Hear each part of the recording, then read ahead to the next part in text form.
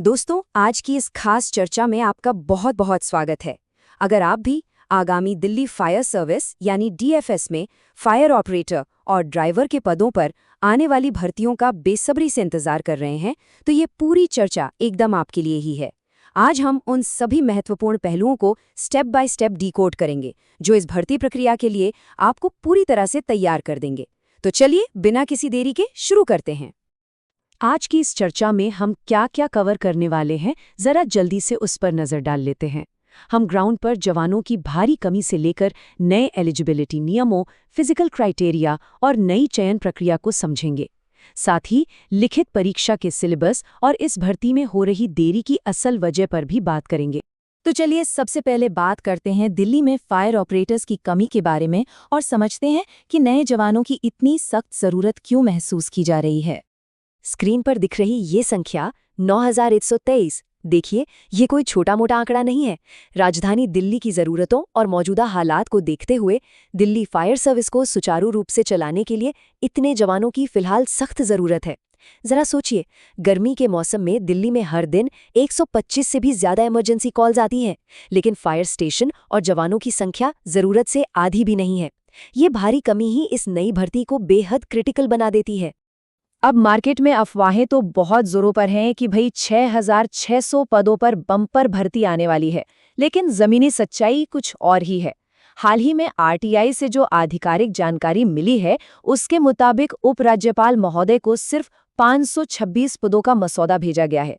इसका सीधा सा मतलब है कि वास्तविक रूप से हमें 500 से 700 के बीच ही वैकेंसी देखने को मिलेगी।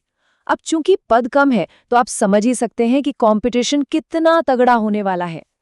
अब आते हैं इस गाइड के सबसे महत्वपूर्ण हिस्से पे, अपडेटेड एलिजिबिलिटी रिक्वायरमेंट्स। अगर आप 2019 के पुरानी भर्ती के नियमों के भरोसे बैठे हैं, तो सावधान हो जाइए।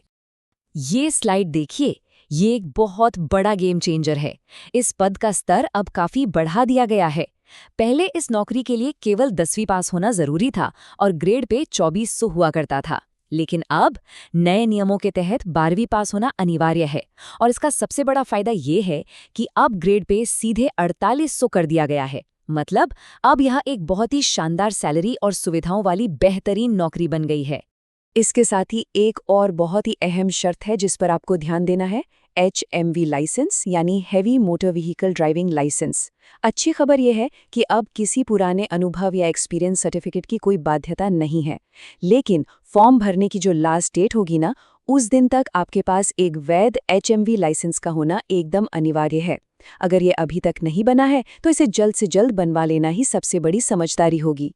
एजुकेशन और लाइसेंस की बात तो हो गई, अब जरा फिजिकल और एज क्राइटेरिया की ओर बढ़ते हैं और देखते हैं कि शारीरिक मापदंड क्या तय किए गए हैं। देखिए, फायर सर्विस की जॉब है तो फिटनेस तो अच्छी चाहिए ही। जनरल, OBC, EWS और SC उम्मीदवारों के लिए न्यूनतम ऊंचाई 165 सेंटीमीटर होनी चाहिए। हाँ, ST उम्मीदवारों को नियमानुसार इसमें छूट जरूर मिलेगी। इसके अलावा वजन कम से कम 50 किलोग्राम होना चाहिए। सीना बिना फुलाए 81 सेंटीमीटर और फुलाकर 86.5 सेंटीमीटर होना अनिवार्य है। और आंखों की रोशनी बिना किसी चश्मे के 6x6 होनी चाहिए। ये बेसिक फिजिकल क्राइटेरिया है जो आपको हर हाल में पूरा करना ही होगा। अब अगर आयु सीमा यानी एज लिमिट की बात करें, तो बेसिक लिमिट 18 से 27 साल के बीच रखी गई है। इसमें एक बहुत ही पेचीदा नियम है जो आपको बिल्कुल स्पष्ट होना चाहिए। दिल्ली के जो OBC उम्मीदवार हैं, उन्हें तो आयु में छूट मिलेगी, लेकिन अन्य राज्यों से आने वाले OBC उम्मीदवारों को दिल्ली में जनरल कैटेगरी में ही गिना जाएगा। मतलब उनके लिए कोई छूट नहीं है। उम्र 18 से 27 वर्ष ही रहेगी। हालांकि अन्य राज्यों के SC और ST उम्मीदवारों को उनके वर्ग का पूरा फायदा मिलेगा। चलिए, अब इस विश्लेषण के सबसे बड़े और सबसे अहम अपडेट की ओर बढ़ते हैं। नई चयन प्रक्रिया। पुराने सिस्टम को पूरी तरह से बदल कर रख दिया गया है। अब आपके मन में ये सवाल आ रहा होगा कि भाई, फाइनल कट ऑफ बनाने का जो तरीका था, उसमें इतना बुनियादी बदलाव क्यों और कैसे आ गया? तो सुनिए, सबसे बड़ा कैच यहीं पर है। पहले मेरिट पूरे 300 नंबरों में से बनती थी। लिखित परीक्षा, फिजिकल टेस्ट और ड्राइविंग टेस्ट सब जुड़ते थे। लेकिन अब फिजिकल और ड्राइविंग टेस्ट सिर्फ क्वालिफाइंग राउंड रह गए हैं। इसका सीधा सा मतलब ये है कि नौकरी पक्की होगी या नहीं, ये सिर्फ और सिर्फ आपकी 100 नंबर की लिखित परीक्षा ही तय करेगी। बाकी सब में आपको बस पास होना है। इस नए नियम की वजह से आपका पूरा सफर एक बहुत ही सख्त क्रम में चलेगा। स्टेप 1 है लिखित परीक्षा। जो इसे पास करेंगे सिर्फ वही फिजिकल टेस्ट के लिए आगे जाएंगे। फिर फिजिकल पास करने वाले ड्राइविंग टेस्ट देंगे और अंत में मेडिकल एग्जामिनेशन होगा। यानी अगर पहले ही स्टेप लिखित परीक्षा में अच्छे अंक नहीं आए तो आगे का रास्ता वहीं का वहीं बंद हो जाएगा। क्योंकि अब पूरी की पूरी मेरिट इसी पर टिकी है, तो आइए इस मेक और ब्रेक साबित होने वाले 100 नंबर के लिखित परीक्षा के सिलेबस का अच्छे से पोस्टमार्टम करते हैं। इस परीक्षा पैटर्न की सबसे दिलचस्प बात क्या है पता है? इसे बिल्कुल संतुलित डिजाइन किया गया है। मैथ्स, रीजनिंग, जीके-जीएस, हिंदी और अंग्रेजी, हर एक सेक्शन से ठीक 20-20 सवाल पूछे जाएंगे। इसका मतलब है कि आप किसी भी एक विषय को कमजोर समझकर छोड़ नहीं सकते। सफलता के लिए ये पांचों विषय और सभी 100 प्रश्न समान रूप से महत्वपूर्ण हैं। और हाँ, परीक्षा की शर्तें थोड़ी कड़ी हैं। 100 सवालों के लिए सिर्फ 90 मिनट का समय मिलेगा। इसमें 1/4 की नेगेटिव मार्किंग भी होगी, तो तुक्के लगाना भारी पड़ सकता है। और सबसे ट्रिकी बात, इसमें एक बहुत ही कड़ा सेक्शनल सीक्वेंस है। मतलब पहले एक सेक्शन पूरा करके उसे सबमिट करना होगा, तभी आप अगले सेक्शन पर जा पाएंगे। अपनी मर्जी से विषयों के बीच आगे पीछे जंप करने का कोई ऑप्शन नहीं होगा। खैर, तैयारी और सिलेबस की बातें तो हो गई, लेकिन अब उस मुद्दे पर आते हैं जिसने सबको सबसे ज्यादा निराश और परेशान किया है, प्रशासनिक देरी और उसकी टाइमलाइन। जरा पिछली 2019 की भर्ती की इस हैरान कर देने वाली टाइमलाइन पर नजर डालिए।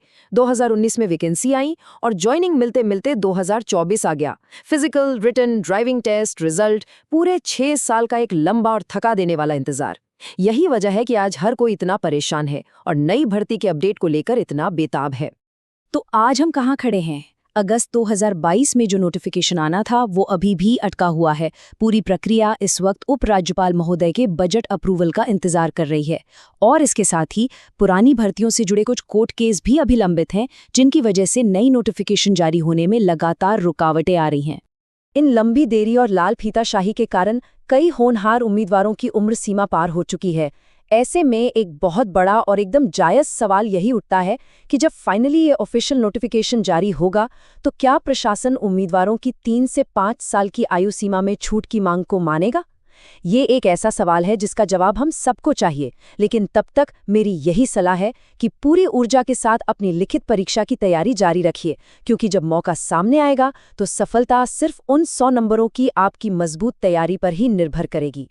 आज की इस चर्चा में हमारे साथ जुड़ने के लिए बहुत बहुत धन्यवाद। सीखते रहिए और अपनी तैयारी को हर दिन और मजबूत बनाते रहिए।